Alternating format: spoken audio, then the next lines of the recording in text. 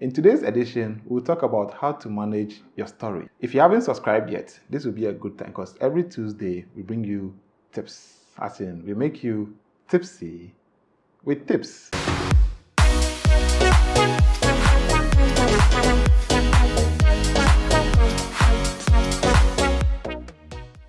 Storage management has been one of the major problems faced by most creatives. People losing files after events, or maybe while working on the files, they get corrupt or something. Now that happens because most people don't have a good backup system.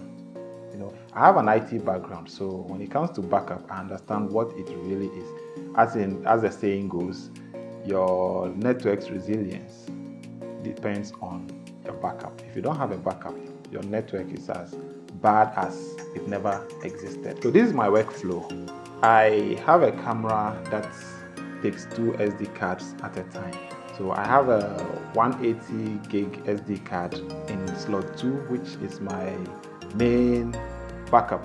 I've set it so that whatever I shoot on slot 1 gets saved on slot 2. So slot 2 is my highest storage capacity. It has a 128 gig SD card in there that keeps a copy of everything I shoot on card 1.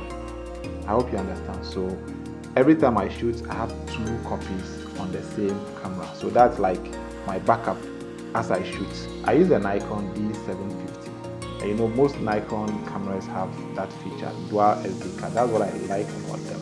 But the newer ones, the mirrorless ones, don't have that capacity. It will take me some time to switch to that because I'm used to having that backup feature on most of the Nikon bodies.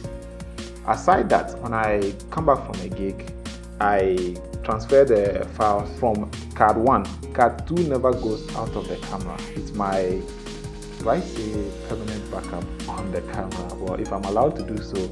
Otherwise, I just take out card 1. Card 1 is usually a 32 gig card, which I bring to my MacBook, do the transfer onto my working SSD. My MacBook doesn't have that much internal storage, so I use an external SSD as my working hard drive. When I say working SSD, it means anytime I have to retouch or do anything, that's where I work from.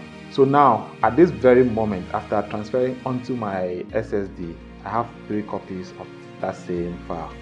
1, the 128 gig SD card in slot 2, the SD card I copied it from, and then my working SSD. So that's 3 backups already. Now aside that, once I've copied onto my working SSD and I go through and then do the basic, culling, taking out the bad pictures, I transfer the folder onto an external hard drive. That external is not SSD, it's just for storage. So that's my 4th backup. So now we have 4 points of failure: the 128 gig SSD, the 32 gig SSD, my working SSD, and then my 2 terabyte storage drive. See, with that, it will take external forces for you to lose any file. The last thing you want to do is lose client files. For very, very important occasions or very, very important sessions, Charlie, you don't want to go through that stress of having to explain to your clients why you lost their files. So this is very, very important. Now let's talk about my cards. I have this card case where I keep all my cards. Most of my cards are 32 gig. One whole wedding can go on a 32 gig SSD card. And there is a 64 in there also for rare occasions. So it saves most of your cards from shocks. When this thing lands on the floor, you are still sure that your cards will survive. For my external hard drive, I use a 2 terabyte hard drive, which is non-SSD, just because I use that to store my files for future reference. My working SSD is a 500 gig hard drive. SSD because I need speed. Capture One needs speed to run. Photoshop, most of the apps I use need speed. So that's why I chose an SSD as my working external hard drive. This might not be the best, but this is my workflow when it comes to storage. There was another system I had wanted to build. I started it, but along the way I just forgot about it.